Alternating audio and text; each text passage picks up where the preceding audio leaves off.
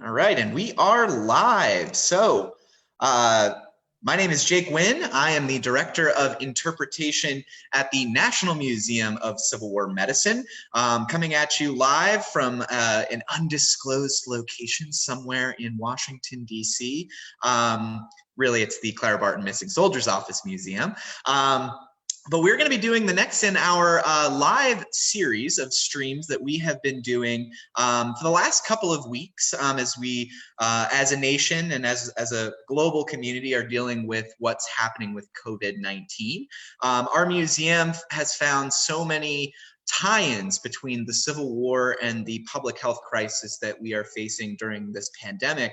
We really wanted to focus on different aspects of the relationship between the Civil War experience and the experience that we are facing today. As we were brainstorming about topics that would really tie in, we came up with things like, surgery and situation in hospitals. We talked about nursing already, and those videos, you can actually find them on our Facebook page right here on Facebook, or you can go onto our YouTube channel and subscribe to the National Museum of Civil War Medicine's YouTube channel. That's where all of our videos that we do here on Facebook also live. So if you're not on Facebook, or your friends and family aren't on Facebook and you want them to see these videos, you can find them off of Facebook over on YouTube. And so as we were thinking about topics, we decided that, there are a lot of parallels between what happened in the Civil War and what happened in World War I that also ties into today. So we decided to go out and find ourselves a World War I historian and to bring him on in and to talk about the relationship between Civil War medicine, World War I, and the experience that we are facing right now. So without further ado, I will welcome my Facebook Live compatriot today, James Taub. Tell our viewers a little bit about yourself. Hey everybody, my name's James. I'm a World War I historian, and I focus specifically on the average experiences of the soldier that was fighting on the Western Front during the First World War, and sort of the civilians back home and sort of that social idea that social experiences that they went through. I was the education coordinator for the U.S. World War I Centennial Commission while the centenary was ongoing, and been working with World War I for forever. Anybody who knows me will tell you it's not an interest anymore. It's kind of an obsession. And I'm really happy to be able to share with you guys some topics that we don't really talk that often about, especially with World War I being one of the more forgotten time periods in American history. I think it's really interesting that we compare and contrast the experiences of the Civil War generation and their role with medicine and warfare, and the generation of their sons and grandsons who went through the war to end all wars. So I'm really excited.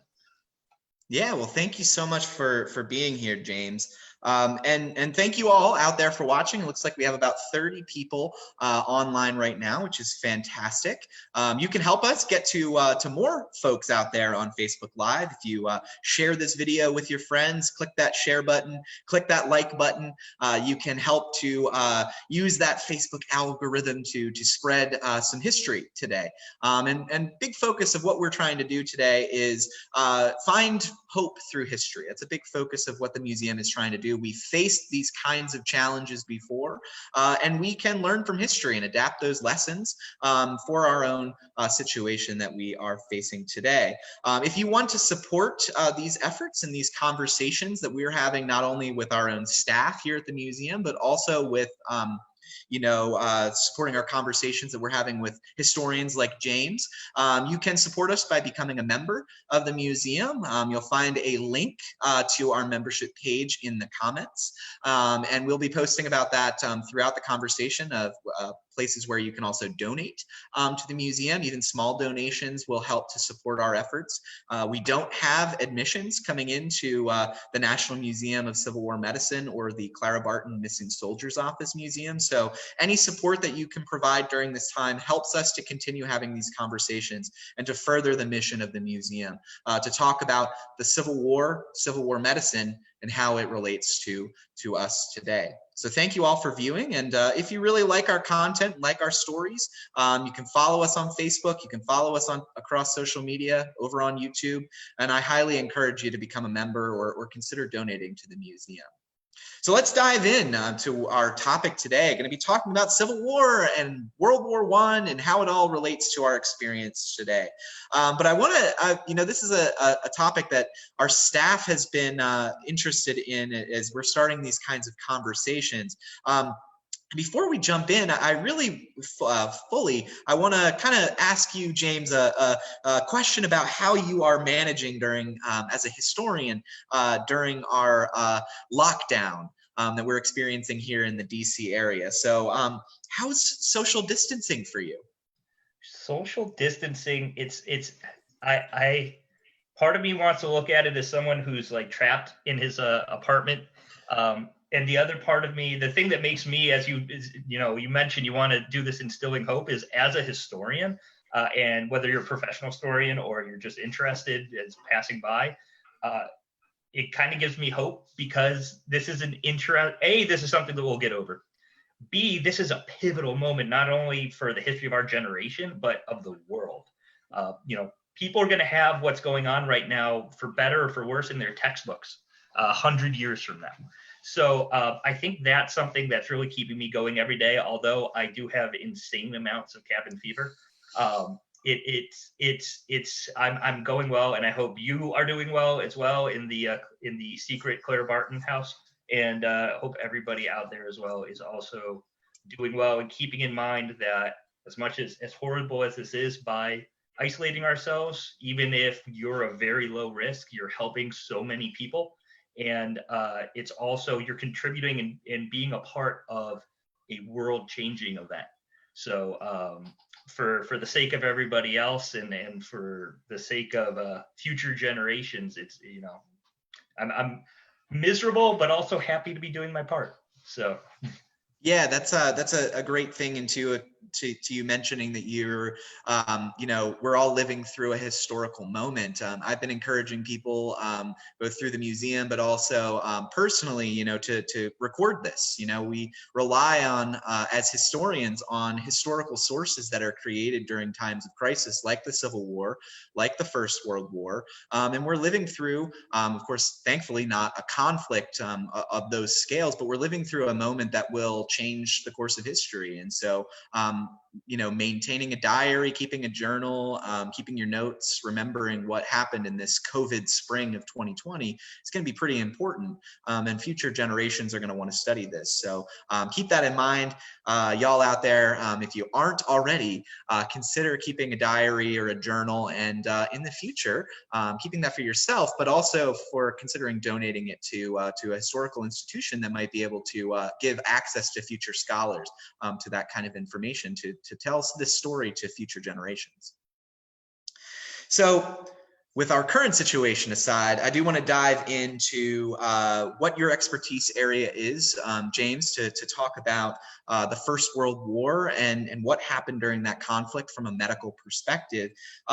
So what are some of the medical challenges that were faced during the First World War?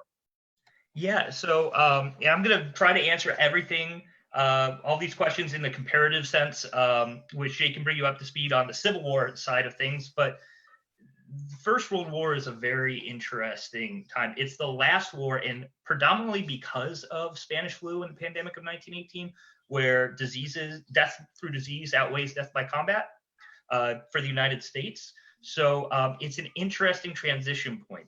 The United States military, the United States as a society, is modernized by the First World War. Famous historians have said that, the Revolution created the United States. The Civil War defines the United States. World War I, it makes the modern America that we currently live in, down to everyday phrases that we use, like buddy. I'm from the Midwest originally, so I love using the word buddy. That's a doughboy word. Doughboy was the nickname for American servicemen during the First World War.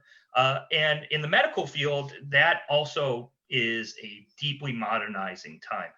If you took a modern day soldier serving in, let's say, the U.S. Army Medical Corps, and had him present at the bloodiest battle of the American Civil War, the Battle of Gettysburg, he probably or she probably would not recognize a whole lot of how the systems of medical evacuation, of triage, of all of that worked.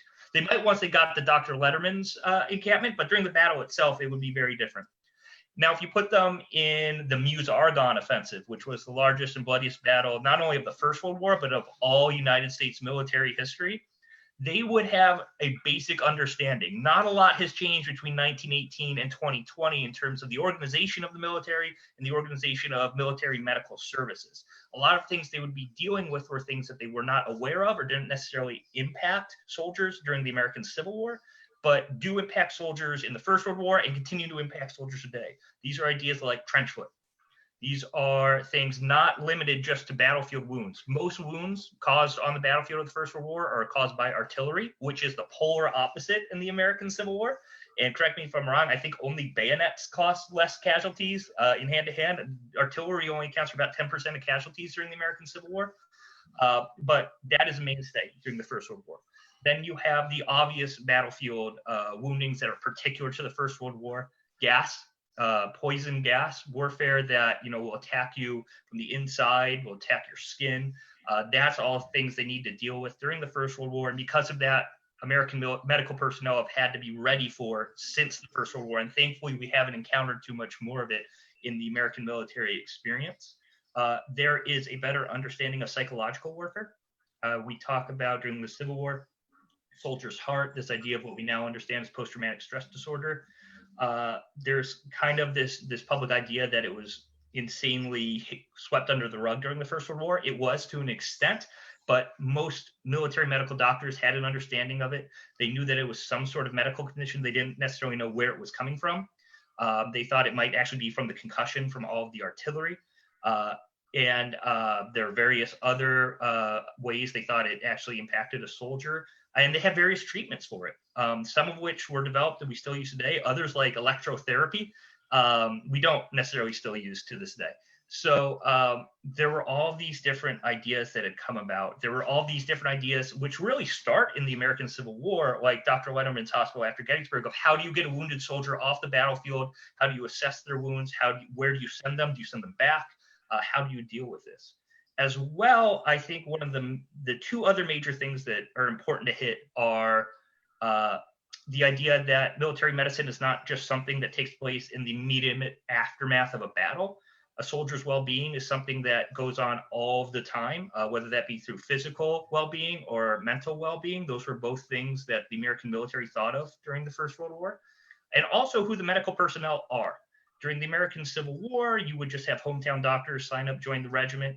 But during the First World War, an operation room doesn't look that much different than it does today. These are men who went to medical school. These are professionals who have a certain specialty, whether they be neurosurgeons, whether they be, orthopedic, all of the above. And also you, for the first time, unlike in the Civil War, where females could be part of a non-military organization like the sanitary commissions, or various other organizations, you have female members of the military, and a large chunk of those are actually in the medical field, in the frontline areas, under threat of being bombed or shelled. So the people who actually make up the medical corps are also different. Yeah, that's fascinating, and thank you for kind of making those natural connections back to the Civil War. We were talking a little bit before the interview that James has some background in the American Civil War at Gettysburg, right, James? Before this? Yeah, I was an intern at Gettysburg in the summer of 2015, but Gettysburg has and will always be one of my favorite places in the world, not only because it was a major Civil War battle, but there was a First World War training camp at the Gettysburg battlefield called Camp Colt, and before that, the 1917 infantry encampment. But Gettysburg, the park, the town, everything will always hold a deep place in my heart because it was my first job out of college. I owe my whole career to my experience with the Park Service at Gettysburg. So, and all of the permanent rangers who are still on staff there. So it's an amazing site. If you haven't gone, you should totally go, even if you're not interested in the Civil War. Hear, hear.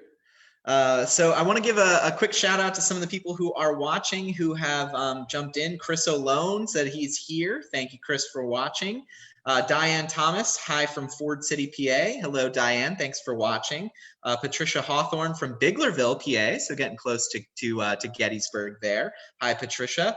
Brian Horgan has a great question about as it relates to the 1918 influenza pandemic. So, Brian, we're going to address that question a little bit later in the conversation. We do have some planned questions here about 1918 influenza that we're going to talk about in just a little bit. So hold on there. We'll get to your question in just a sec.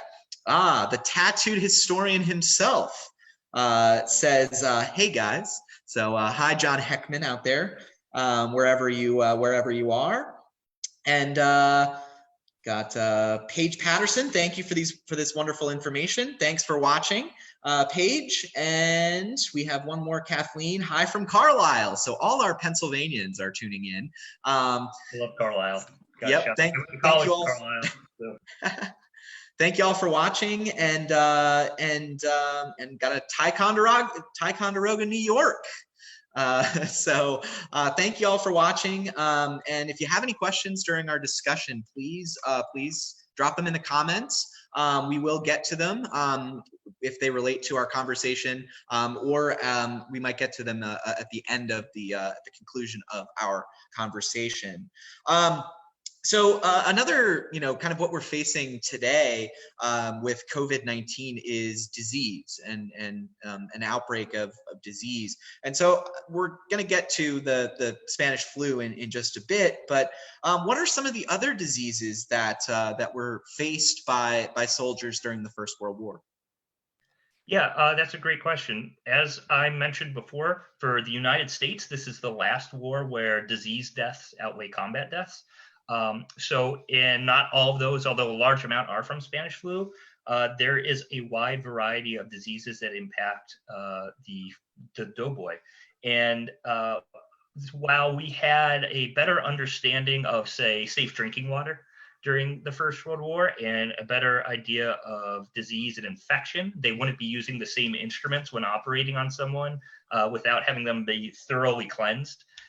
Unlike during the American Civil War, a lot of the diseases are the same. You had this same sort of experience you got with the call-up of soldiers in 1861-62 that you do in 1917, 1918, whereas you have men from all over the country. And unlike in the American Civil War, where you have the 7th Pennsylvania Reserves, and we are all from Cumberland County, Pennsylvania, and we're going through the war together, you would have, the 308th United States Infantry. Now, those men were all originally from predominantly the Lower East Side of New York City and the greater New York City area, but as replacements come in, as losses are taken, they could be from Montana or California or Texas. So for the first time in American military history, you have soldiers in the same foxhole who could be from polar opposite sides of the country.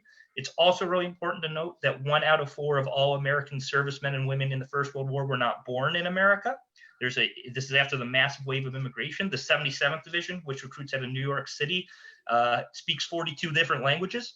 So you have this wide mix of cultures who wouldn't run into each other. And because of that, you do have the same issues as before with diseases that you were experienced as a child that the soldier next to you might not have experienced. So vaccinations were much more commonplace and accepted at the time. So things like measles, while they remained an issue, they had understanding of how to deal with it. In fact, one really interesting fact about the measles is German measles, which was a huge killer during the time period of the First World War, was considered by the government to sound too Teutonic, so they became Liberty measles for the duration of the First World War. But then you also have things that the conditions of fighting you would be exposed to. The reason I got into the First World War was actually the experience of my great-great-uncle, Sergeant Morris Polsky, who served in the 18th Field Artillery of the 3rd Division. And he was evacuated from the Argonne offensive towards the end of the offensive, not because of wounds, but because he had caught typhoid. And that was probably due to the fact that they were being gassed regularly. He notes, and the unit history notes several times, that the men had to sleep overnight with their gas masks on. So their lungs were weakened. And so you were more susceptible to diseases like typhoid. And he actually goes into a typhoid ward way behind the lines and is in the hospital well through the end of 1918 into 1919. He describes the men around him kind of just passing away from diseases like that. Again, you had things like trench foot because of the very wet conditions. you experience in the Western Front, predominantly northeastern France, where rain is pretty commonplace. You also had diseases from men just being exposed to each other. You also had the issue that wasn't very fully addressed during the American Civil War, which is you had Americans on a large scale, for the first time in American history, leaving the United States and experiencing different cultures.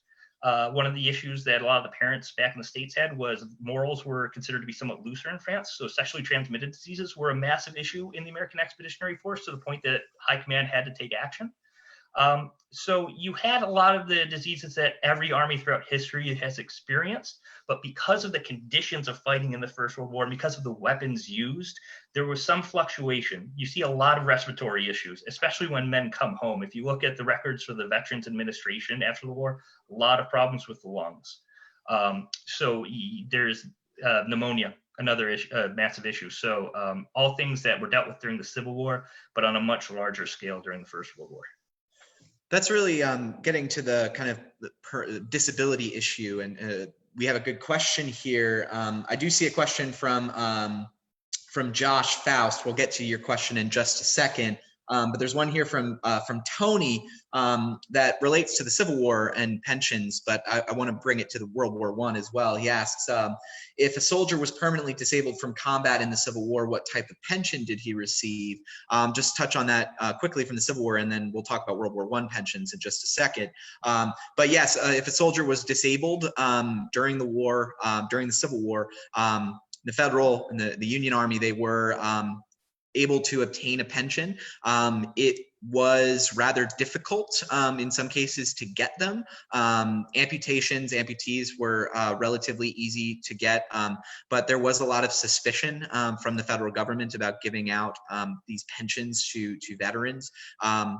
And what you see is based on the level of disability, you could see different levels of pension money being given. And as the decades went after the Civil War, you do see it start to open up to more veterans that they are going to have access to those pensions. Confederates, they're not going to have be getting federal government pensions, but in some southern states, you do see veterans pensions that are going to start to pop up in the latter half of the 19th century and into the 20th century. So James, what's the pension situation in the wake of the First World War? Yeah, so because of the Civil War veteran experience, a lot kind of changes for the veterans of the First World War. You already had very strong veteran lobbying groups before the First World War, particularly the Grand Army of the Republic. So there was a in-place sort of structure for how veterans were approached by the government. You also, in the immediate aftermath of the First World War, have the American Legion formed in Paris while they're still overseas to be a lobbying and veteran support group for the men who are coming home or who had served. And because of that, you then get the Veterans of Foreign Wars for men who had just been overseas. The Veterans Administration, the VA, is set up as a response to all these World War I soldiers coming back. But it is a very bare bones minimum. You go in, you kind of get the medical treatment if you get it, and then you leave. The massive issue that you run into for World War I vets while the system is being built is it's brand new. And there are a lot of kinks that need to be worked out. And then 11 years after the guns fall silent on Armistice Day, you have the Great Depression. And a bigger issue for these men is not necessarily getting their pensions, it's getting the bonuses as well as the pension additions that they were promised to help feed their families when there's no money and no jobs in the late 20s, early 30s. So that becomes a massive issue to the point that you have World War I veterans marching on the Capitol in Washington, the famous bonus army, and they're driven away by the army. In one of the darkest parts of American history. And it's because of that experience that in the Second World War, you get the GI Bill, because they don't want angry veterans now on a massive, larger scale marching on the Capitol again. So the First World War veterans as well, unlike the Civil War veterans, whereas the men coming home from the American Civil War were, heroes in their hometowns and to their states and to their country. The United States enters the 1920s wanting to forget. They really don't want to remember how horrible the experience was between 1914 and 1918. So you enter the Roaring 20s, and the veterans are kind of swept under the rug. Then when they're really asking for help at the end of the 20s and 30s, there's no one really wants to. When you get to the 25th anniversary of the First World War, of the United States participation, we're in the middle of World War II, so no one really wants to pay attention to them. And when you get to the 50th, we're in the middle of the Vietnam War. So it's a constant kind of bad cycle for these men. And that's what really captivates me about the Doughboy story and the First World War generation story is they fall right in a really horrible time in American history to the point that their issues, which are issues that we deal with today, both when it comes to pensions and when it comes to receiving benefits, as well as the society that they come for, are things that aren't answered or addressed at the time because people just want to move on. Right. Right. So we have a good question here from our comments. That comes from Josh Faust. Question for you, Taub. Between the Civil War and the Great War, we had the Spanish-American War. What changes did this conflict smack between these two wars see in terms of medicine and treatments? So I'll openly admit that I'm not as well read on the Spanish-American War, but the big thing that you see as commonplace in World War I that you don't see in the Civil War, and Jake, you can comment on this, is the idea of infectious diseases. Mm-hmm. And the idea of making sure everything's sterilized, everything's clean. During the Spanish-American War, unlike a large part of the Civil War and the majority of World War I, you're fighting in a tropical climate. So you'll have more exposure to tropical diseases like malaria that soldiers who in the Civil War probably only in Louisiana or the very deep South are experiencing. And you don't experience in the First World War because cold is a much bigger issue than and a different kind of wet. But yeah, the big thing from my understanding is really this idea of cleanliness in a hospital and sort of this modern disease killing elements that you get. Yeah, I will. I will admit that I'm not much of a Spanish-American War. My knowledge there is unfortunately limited. Definitely kind of an area that hasn't been much of a focus for me personally. But I will say, as it relates to where I'm at now, the Clara Barton Missing Soldiers Office Museum, Clara Barton during the Civil War, after the Civil War, opened an office to find missing soldiers for the Union Army.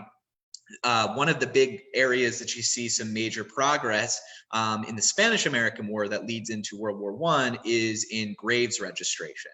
And so during the Spanish-American War, you see for the first time the federal government taking an interest in ensuring that those who die in combat, die of disease during a conflict are going to be properly cared for. And so some of the steps that they begin to take during the Spanish-American War are then going to be fully fleshed out by the time you get to World War I. And then there's this effort that we would understand in 2020, a modern effort to care for our nation's war dead that you didn't see during the Civil War. So that's one way that I've seen through my research that Spanish-American War did influence some policy in terms of dealing with death, battlefield death during the First World War.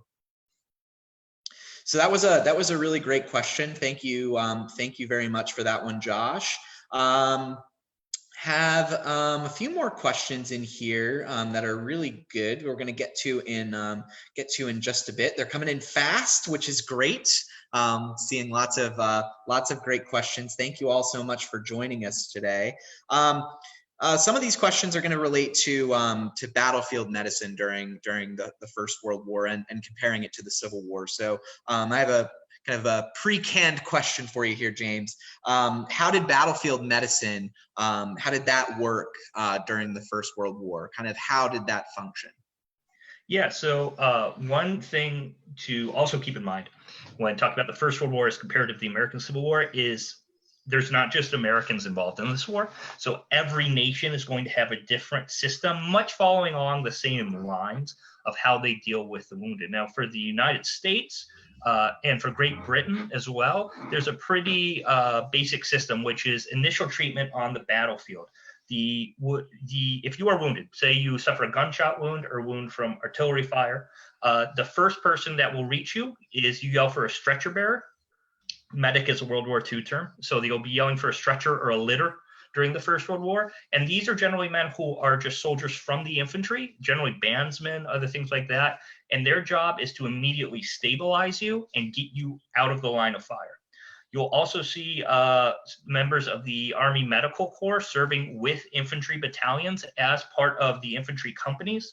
And they will be carrying, I mean, we were talking about this before, some of the worst gear that American soldiers have ever carried. There's a medical belt specifically for these men that's supposed to have all of their different bits of first aid, as well as 2 holes so they can place the stretcher inside the belt and help them kind of manage that weight. Their job is just to, again, stabilize you, get you off the battlefield. The first sort of medical position that you'll come to is the first aid post, and that will have a medical officer, and he's there to immediately dress your wounds, send you back, or continue you up further up the chain. You'll make it there to a battalion aid station. There's 3 infantry battalions in a regiment. They'll pass you from there to the regimental aid station, and then from there, they'll be taking you to a general field hospital. Then you get into what's called the sanitary train. You'll hear medics in the First World War also be referred to as sanitary men. That was an incredibly common term, probably the most common, to the point that in German it's Sanitäter, in French it's sanitaire. We kind of copy that with sanitary. And the sanitary train will then evacuate you to an Army level hospital. This is still about within 10 miles of the firing line. Once you're triaged there and once you're assessed, they'll take you to the closest railhead and get you to an evacuation hospital, and then from there to a base hospital. And a base hospital is well behind the line. This is a permanent in-place hospital. While they'll assess your wounds, this is where they'll have x-ray staff. This is where they'll have specialists to deal with your individual wounds. And this is just if you suffer from a traditional combat wound. If you're a psychological casualty, there's a completely different chain. Once you get back to this divisional level, they might send you with other psychiatric cases. They might have you just sit down and take a break. One of the major things that women do, and actually the women who get closest to the firing lines with the U.S. forces in the First World War, are actually members of the Salvation Army. They're known as the donut dollies because they're there with fresh, hot donuts and cups of coffee. And apart from every soldier who would love a hot donut, a cup of coffee, and a smiling face, it's very quickly figured out that this helps psychiatric cases. A lot of the cases who are claiming just, I'm exhausted, I'm battle fatigued, they just needed to rest. They needed a cup of coffee, they needed to sleep for a bit. And then they would be sent right back. So there's various chains. Within the British Army, it's very much the same system. You have an officer of the Royal Army Medical Corps serving with each infantry battalion. By 1917, when the U.S. enters the war, the British Empire is so short of trained doctors that Americans are actually serving in U.S. uniform as medical officers to British infantry battalions. The first major American forces in France are from the Medical Corps because the Allies are so short of doctors. And you also have Americans volunteering even before the U.S. enters the war as medical personnel with groups like the American Volunteer Ambulance Service. I know we have someone from Ticonderoga. Stephen Pell, the founder of Fort Ticonderoga, the one who restored, was a volunteer before the U.S. even entered the war. So, and Ernest Hemingway, arguably the most famous American volunteer ambulance driver of the First World War. So Walt Disney, another one. There's a basic system, and it's something that soldiers who might have been at Camp Letterman would have some idea of. But it's a real modern system of get them off the battlefield, get them stabilized, get them cleaned up, get them where they need to be as quickly as possible. Excellent. We have a great question here from Ethan that kind of gets to going back in time, back to the Civil War, about the process and procedure to get soldiers off the field and into medical care. And I'll just touch on that briefly. There is a system created during the Civil War by an officer of the U.S. Army, a medical officer named Jonathan Letterman. Jonathan Letterman creates the first tiered battlefield evacuation system. So as James talked about these different levels that you see in World War I, that concept was really modernized and implemented during the Civil War by Jonathan Letterman within the Army of the Potomac. That's the major army that'll fight in the Eastern theater of the conflict on the federal side. And so that system, for the first time in American history, oversaw soldiers, wounded soldiers, getting treatment from the moment that they were wounded, that there were stretcher bearers and a first aid station or a field dressing station, ambulance corps created to take patients from the field dressing station to the hospitals. He reorganized the hospitals to make them more efficient, to make care better, to make sure that the doctors were professional and knew what they were doing, and then ultimately oversaw their care all the way back to general hospitals that had been built to ensure that those soldiers would be rehabilitated to the best capacity possible, considering the injury, and then, if possible, sent back to the front line, back to their unit. So the kind of bare bones of battlefield evacuation, including a crude form of triage, were implemented during the Civil War, and then are going to see use and further modernization during the First World War. I want to bring in another question, a great question that we have from the audience. I'm going to try to get to all of these questions if possible. I do want to say, if you are liking this conversation, I hope you are, hit that like button up there, hit that share button, and get more people into this conversation. Share with your friends. We want to have as many eyes as possible on these videos to make sure that this idea of finding hope through history gets out there into the world. So the question that I saw comes from Tony, and this is the question says, my question is, could Jim speak about the changes of triage from one war to the next, and how we are using triage now during this pandemic? So how about the use of triage during the First World War? Yeah, so the use of triage during the First World War is immediate, and really the first person that's going to treat a wound is the soldier himself. That doesn't change from the Civil War to the First World War or to the modern day. The first person is going to realize, for the most part, that you're wounded is yourself. Now, unlike in the Civil War, which Jake will hit on, every soldier during the First World War, whether he be British, American, French, German, has a first aid kit with him. For the Americans, there's a specific bandage holder on your belt that's where you keep. We'll have an initial bandage for either a gunshot or a shell wound. The British have them sewed into their jackets, actually. And if any of you, I highly recommend see the movie 1917. There's a few great instances where they show how the British soldier would remove his first aid kit and the point of that. And then you would have a sanitary man, member of the Royal Army Medical Corps, initially treat you. And that is just to stabilize you and get you off the battlefield, get you out of the line of fire. The first real triage, as we would understand it, occurs when you first arrive at that battalion aid post, because the doctor will be inside treating casualties, and outside will be some of his orderlies, member of the medical staff, and they are going to initially assign a priority to you. If you are in serious need of attention, you go to the front of the line.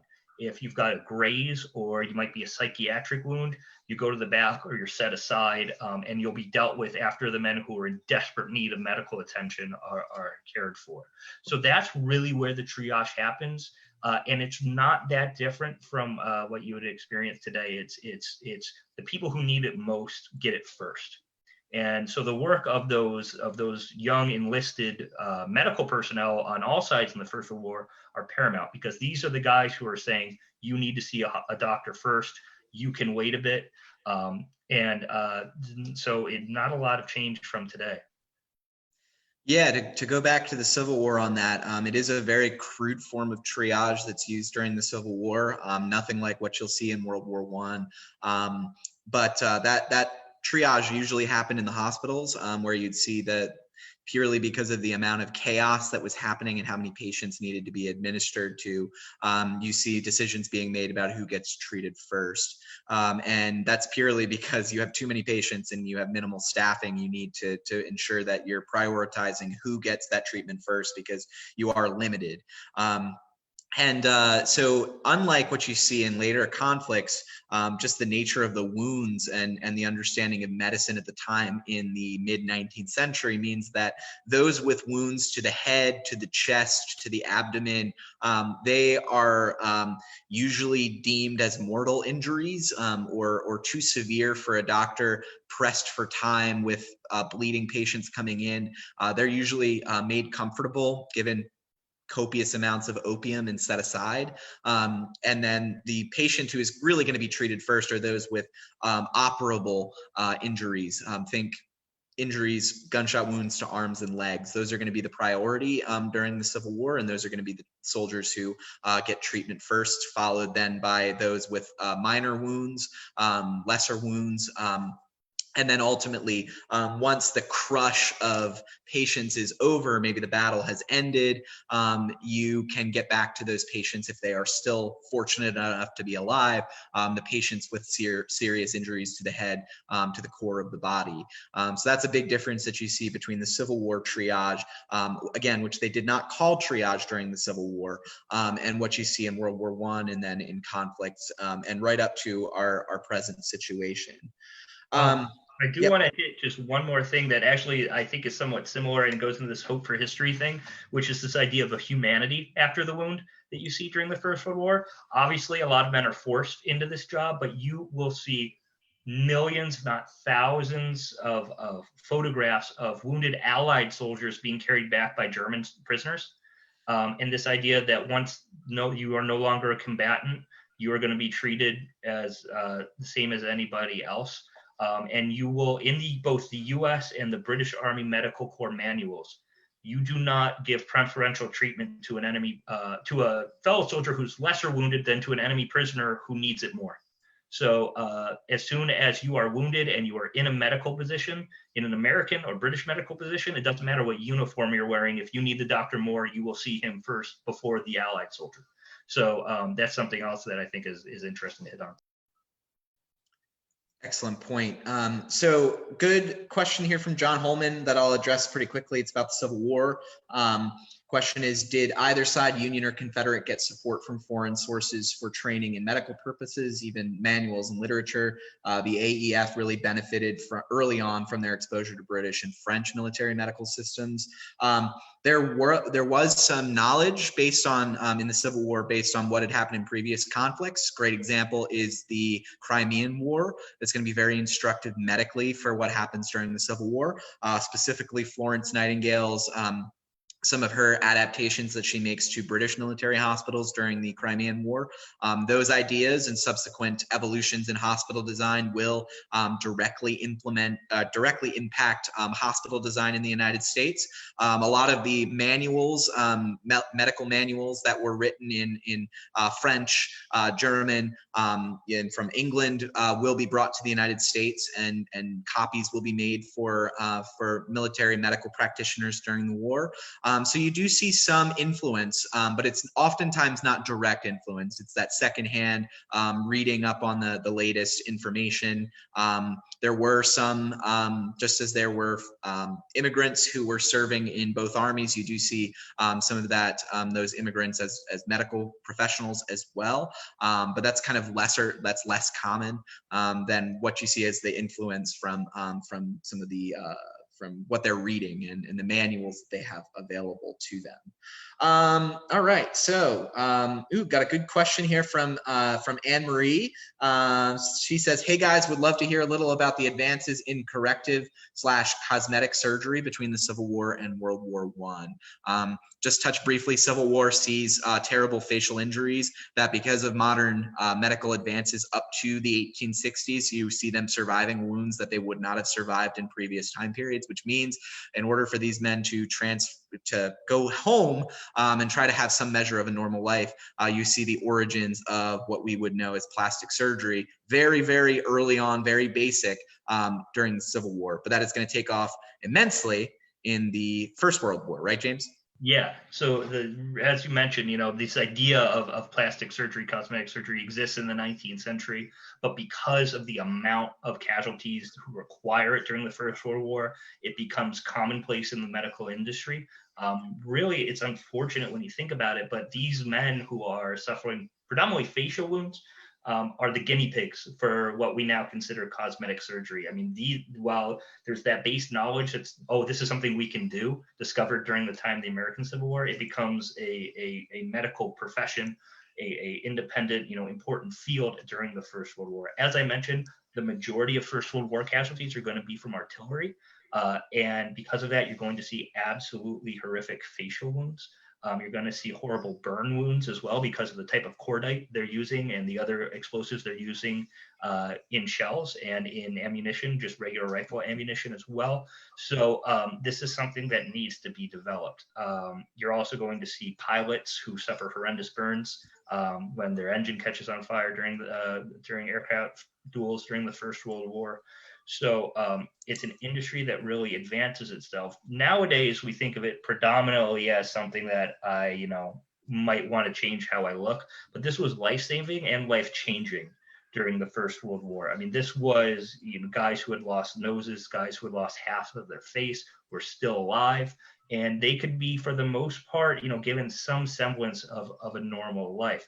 The French actually have a term for this because so many men in France were known as broken faces. And so you'll hear in French the term broken faces applied to men who had suffered facial wounds during the First World War, and it's commonplace. If you talk, I go to the battlefields in France a lot, and if you talk to people who were alive when the World War I generation was still alive, it was commonplace to see every day a guy who was missing an arm or a leg. 1 out of 4 men in France are casualties during the First World War. 1 out of 4 of all men in France are casualties. So, and because of that, and because of the nature of the warfare, it's incredibly, incredibly, unfortunately, commonplace.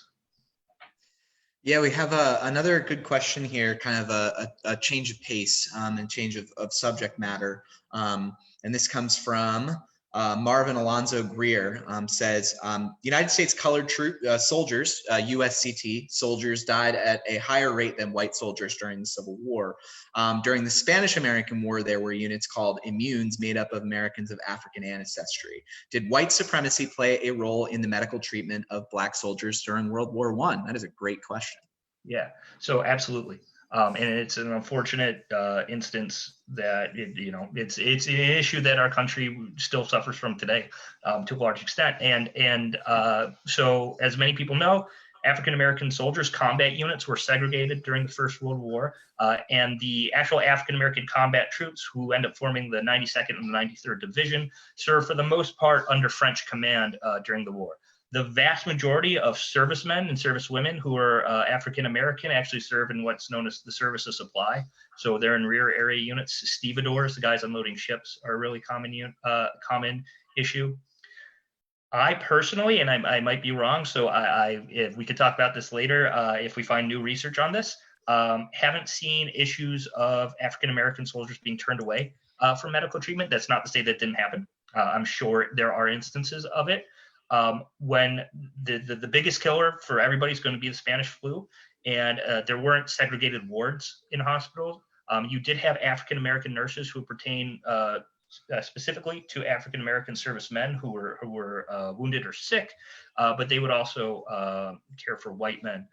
The issue that you come across is every unit was a little bit different. If you have a unit whose leader is an old-fashioned Southerner, you are probably going to run into some issues and that occurrence very well may have happened. So it's something interesting to look at. Those African-American combat divisions being segregated, a division of the American Expeditionary Force is not only the infantry soldiers and the artillery soldiers, but all of that sort of supply and medical personnel are part of that division. And all of those soldiers, not including the officers, are African-American.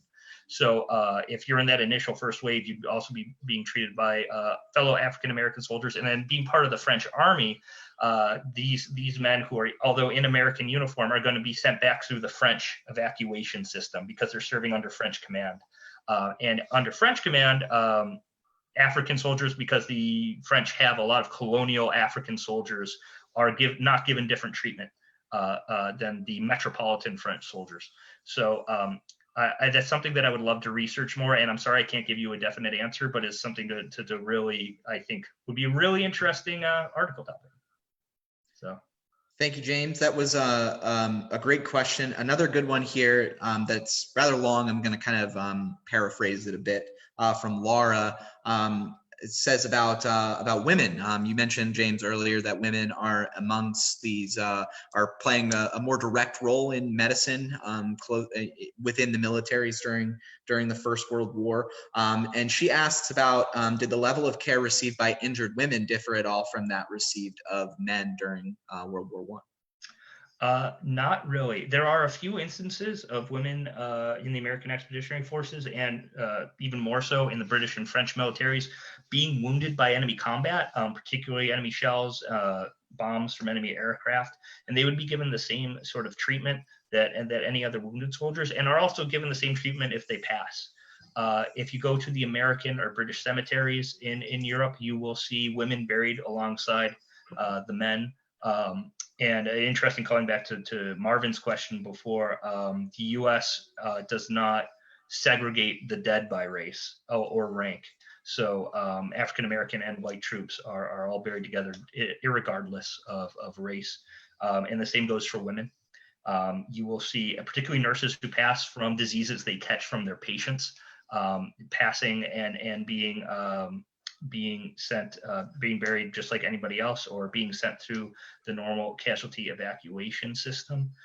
It's also different because while you have women serving in the traditional military nursing role and the traditional military medical role, you also have so many of these volunteer organizations present on the Western Front who aren't necessarily part of the military, Salvation Army, the YMCA, the YWCA, the YJCA.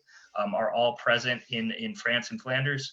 So and that kind of shakes things up, as well as technical civilians who are volunteering for helping military members. So a lot of times the women would be taken to specific hospitals in major cities like Paris or London, but no different treatment. And again, in that same triage system. Excellent. So another good kind of quick hit question that I can answer as Civil War medicine historian.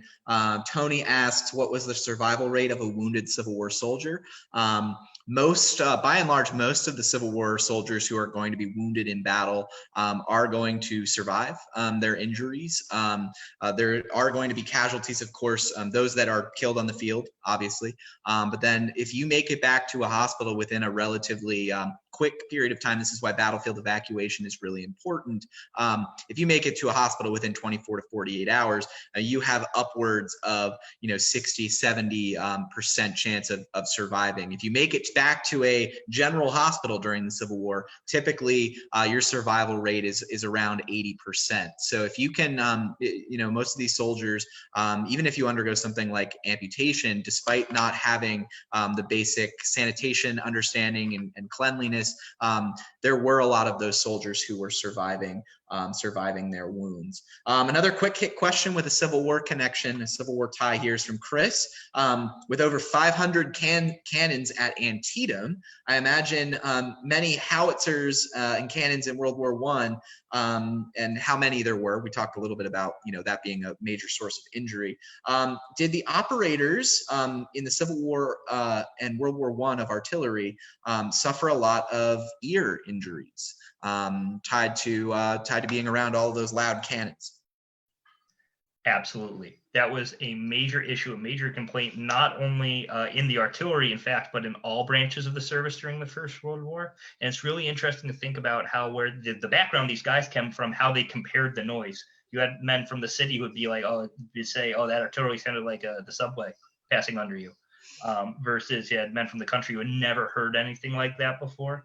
But issues of actual ear damage from the war are incredibly commonplace. I believe it is one of, if not the highest complaint the VA gets after the war. Just to give you a kind of because I know you threw out the number of artillery pieces at Antietam, The Meuse-Argonne offensive that we mentioned before is the largest and bloodiest American battle of all time. Just in the 5 hours of the initial bombardment in the night of September 25th, September 26th, 1918, before the troops actually go over the top, the American Expeditionary Force fires more rounds of artillery than the Union Army did in the entire Civil War. That's how much noise is going on in these battles. You can't hear anything. That's why I love watching movies that take place in World War I. And the fact that you could hear people talking to each other is not something that would happen. And I'm sure it's similar with the American Civil War. It is just absolutely deafening. An average First World War rifle, which is basically the same as a modern rifle in terms of ammunition and the actual noise, is much louder than a musket, or much louder than a rifled musket as well. So tinnitus is going to be a massive issue. Damaged eardrums are going to be a massive issue. If you look at photographs, and I highly encourage you to do so, from the National Archives, which have a lot of the American Army Signal Corps photographs from the war and tons from field hospitals, you'll see a lot of guys with blood coming out of their ears. That is an insane issue for soldiers during the First World War, let alone the fact that your ears being an open space in your body will also be subject to potential gas poisoning from gases like mustard gas. So. Yeah, we see it a little bit in the Civil War, mostly from artillerists. That's going to be, they're the ones dealing with the loudest and the worst of the concussion as well. But as James mentioned, the rifled musket, the muskets of the Civil War are a fraction as loud as what you see the modern weaponry in World War I. The bullets moving a lot faster. The crack of the weaponry being used is so much louder. So you're going to see a lot more ear injuries during the First World War. So we're going to make a transition here to talk about something that is probably the most relevant connection, and then we're probably going to begin wrapping up our conversation, and that is getting back to 1918, to the influenza pandemic that was experienced in 1918. And we had a question right from the offing when we started this stream that I hope Brian is still here. I apologize that we didn't get to it for quite some time, but had a ton of great questions in the meantime. And this is Brian's question is, given the circumstances with cruise ships and COVID, can you speak to the circumstances pertaining to troop transports during the Spanish influenza of 1918 and the transportation of troops to Europe? Yeah, absolutely. There's nothing that we're going to talk about today in regards to the 1918 influenza that isn't directly related in some way to something we're experiencing today. The 1918 influenza originates in Kansas. The reason it's called Spanish flu is because Spain, being a neutral power during the First World War, did not have a censoring of their press. So they were the first ones to massively report on it. And so everybody said, oh, it must have come from Spain. But we know who patient 0 was. He was a cook at Camp Funston in Kansas. So it originates in an Army camp, and it's going to travel with the doughboys on troop transports over to Europe, and it's not going to differentiate on what uniform you wear, or even if you are wearing a uniform. I can't speak to exact ships that go through specific quarantines, but I can speak to exact units. 4 out of 5 of the 2 million men and women we send overseas during the First World War leave out of the greater New York City area, particularly Hoboken and the ports around there. The last 5th primarily leave from Newport News, Virginia. And it's the same for coming back into the States. And they're actually holding areas at the various military camps around northern New Jersey, where they are holding units with a particularly high amount of Spanish influenza cases and quarantining them. And they're also pulling individual soldiers out and quarantining them who show symptoms. But just like today, you don't always show symptoms. And the testing was nowhere near what we have today. So it is an issue, and without a doubt, the influenza is spread through the troop transports. Yeah, it's that's a major part of this 1918 influenza story, is the role of the conflict that's going on in World War I is such a global war, and there are shipping lanes, there is rapid transportation for the time of ships communicating, railroads everywhere.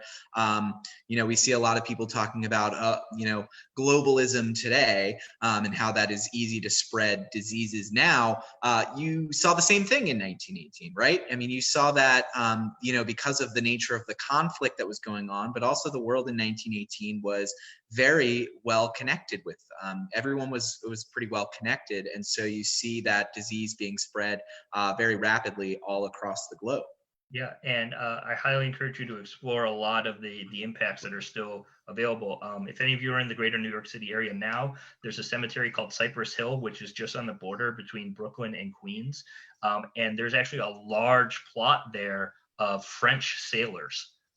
And those were all men who influenza broke out on their ship while they were helping protect convoys going back and forth between the US and France during the First World War. Quite a number of British servicemen there as well who were here helping to train American soldiers going overseas who caught it in one of the many camps where it was just absolutely ravaging the troops, and from there spread to the civilian population. Yeah, so on this theme of ships, James and I, before we jumped on this stream, we're talking about a second wave that we are hearing about in our first COVID spring, about there being a possible wave of coronavirus in the fall. That was something that happened in 1918, right, James? Yeah. When you hear, and unfortunately, I think we are going to hear more about it in the next few weeks about a second wave. That's because there's a historic precedent for that, and it was the 1918 influenza. The 1918 influenza, the first wave wasn't particularly bad. Not to say it didn't kill thousands of people, but it targeted people who were also predominantly at risk and people in confined areas. And it was much like you heard earlier with this, it might just be the flu, we're not really sure. The killer of the 1918 influenza was the second wave, which came in the fall of 1918. And the issue with that was, unlike targeting particularly old, particularly young people, the second wave targeted people who were middle-aged, younger adults, and healthy. And what the second wave did was effectively turn your immune system against you. And so the average day of infection to death was only a few days. So that was the real killer of the 1918 influenza. And unfortunately, it's a very dark note, but that's what we have to keep our eye out for now in 2020. Yeah, so with this second wave, from my understanding, that this second wave of influenza goes back to what we talked about earlier about this troop transports, right? And these ships coming back from Europe, which seems where this virus in 1918 may have made some kind of transition or mutation that made it far deadlier. So what's that experience of soldiers, of coming back on these hospital ships and things, coming back and bringing influenza back with it? What's some of the impact there? Yeah, one of the biggest issues we have with studying and talking about the influenza is we call it the 1918 influenza, but it doesn't end in 1918. It goes into 1919 and in some cases 1920, to the point that you will see a lot of men listed as killed in the First World War who have 1919, 1920 death dates. But that was an issue because the men carrying it overseas had it morphed while it was overseas, and the virus itself changed, and they brought different versions of it back to the United States on their way back. You also have issues. One of the major cases that is often talked about in regards to Canada is the fact that the British actually had a large amount of Chinese laborers who were serving on the Western Front, and those men were taken from China across the Pacific through Canada on trains and then sent from there to Europe. And there were numerous cases of influenza with those workers. So one of the theories is that Canada had a very bad spread of it through these Chinese trains coming through Canada, but that might not be completely true. There's, people always like to blame things on people who they don't fully understand, but there were definitely casualties from that. So it's all about doing what we're doing now, and that's kind of why I wanted, we talked about some darker things, but putting hope in people. We're doing everything that they didn't do in 1918 now, and that's why there's going to be a light at the end of this tunnel. and you know, this will end just like it ended at the end of the First World War. This will end now, and it will end faster, and hopefully, and I'm almost 100% certain, with way less grief than the first influenza had, because we're doing everything right. We're doing the best that we can, and we're not fighting a war, thankfully. So we can separate people. We can keep people. We understand the medicine much better today than we did. If you look at comparisons between major cities, one that I've seen a lot in the news recently is talking about what the city of St. Louis and the city of Philadelphia did in 1918. With St. Louis, obviously immediately socially isolated people, whereas Philadelphia didn't. And casualty rates in St. Louis were very low compared to other major cities. And the country and the world is doing that right now. So we're doing the right things now.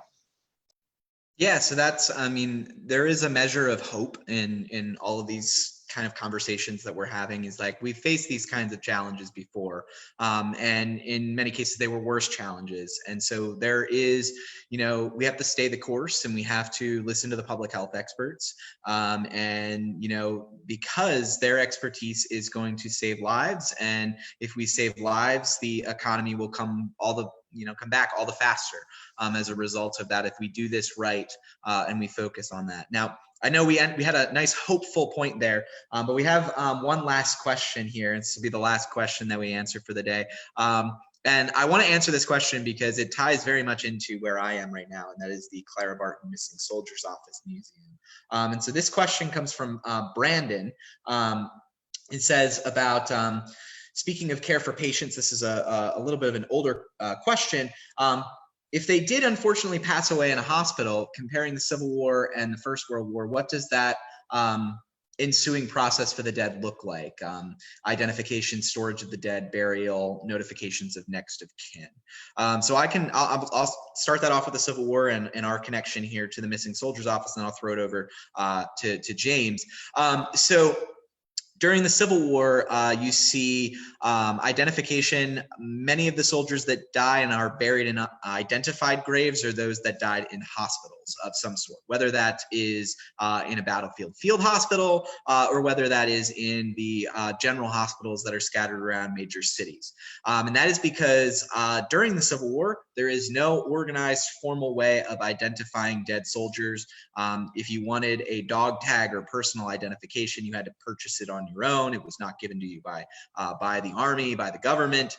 And so what that means is, out on the battlefield, oftentimes soldiers who were killed in battle, they had no way, there were no means of identifying among burial parties as they go out to bury the dead after a battle. And so that means those soldiers end up in unknown graves. This is going to be kind of the challenge that is going to be faced after the war, as families are beginning to try to find ways to get closure for those who lost loved ones during the war and have no idea what happened to them. In order to help that situation, Clara Barton, nurse during the Civil War, opens the Missing Soldiers Office in 1865 and spearheads the effort to look for missing soldiers. She starts an office right in her boarding house where she lives in Washington, D.C. That is where our museum is at, on 7th Street. And Barton hires a staff, gets about $15,000 from the federal government, and spearheads the effort to look for missing soldiers. If you want to hear more about that story in particular, pop on over to the Clara Barton Missing Soldiers Office Facebook page. I have a virtual tour of the museum that goes into further detail about that story. But Barton and her team find about 22,000 missing soldiers in their work after the Civil War, which is unfortunately only a drop in the bucket in terms of how many tens of thousands, even hundreds of thousands of soldiers who died and were buried in anonymous, unknown graves. So identification during the Civil War is a bit of a disaster, and there's not a lot of organization. And so that is going to spearhead some of the innovations that you see later in the 19th and early 20th century that lead to better outcomes in the First World War, right, James? Yeah, certainly different outcomes, and for the most part, better outcomes. Just to kind of hit in sort of the same pattern you did, there are books, just like there are books written about this topic in the American Civil War, there are books written about this from each nation's perspective in the First World War. Now, it's important to note that unlike in the American Civil War, whereas you pointed out the majority of men who are missing died in hospitals, just to put an example, the British Empire, who loses over 700,000 men during the First World War, about half of those, no known graves. And that is for a few reasons. First off, the amount of artillery. A soldier who was killed, they might not necessarily be anything left to bury, unfortunately. These soldiers may be killed, fall into shell holes created by the artillery, which are then buried by more artillery. And the fact that, unlike in the Civil War, where you have decisive battles that last a few days in one concentrated area, the Western Front is relatively stagnant for 4 years. So cemeteries that are where a soldier is buried and given some sort of grave marker might be the no man's land next week.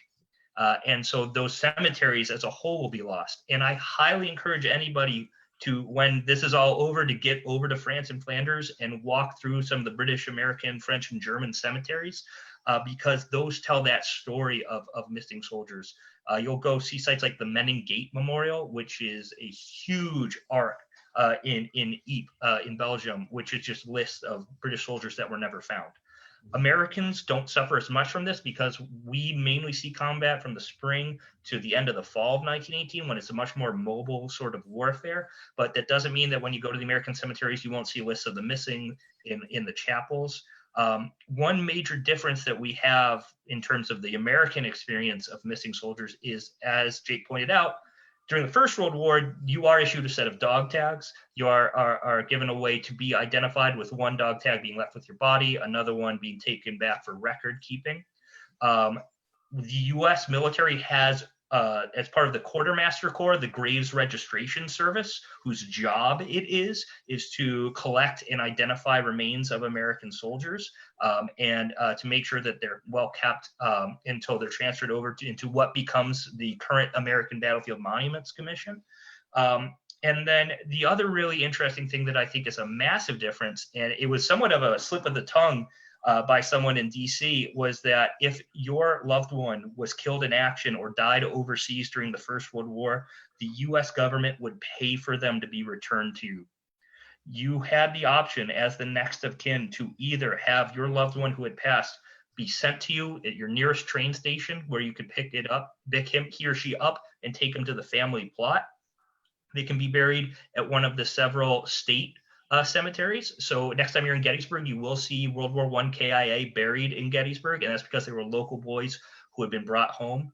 Or you'll be buried at one of the concentrated American cemeteries overseas. Those are there's 7 for the First World War in France and Flanders, Meuse-Argonne being the largest and the second largest one, American cemetery outside of the United States in general.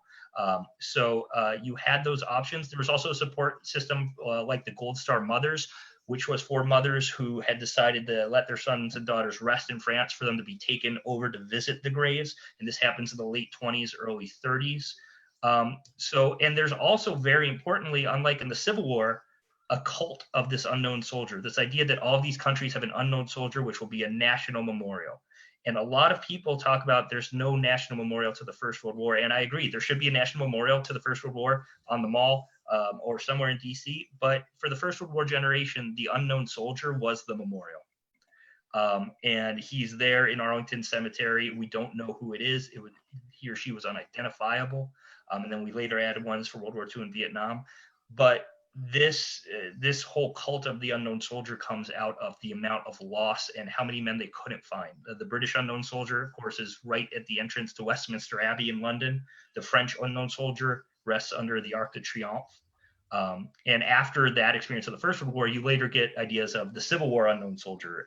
And they actually go back in time because of this whole idea of identifying the dead, what the country owes to the dead.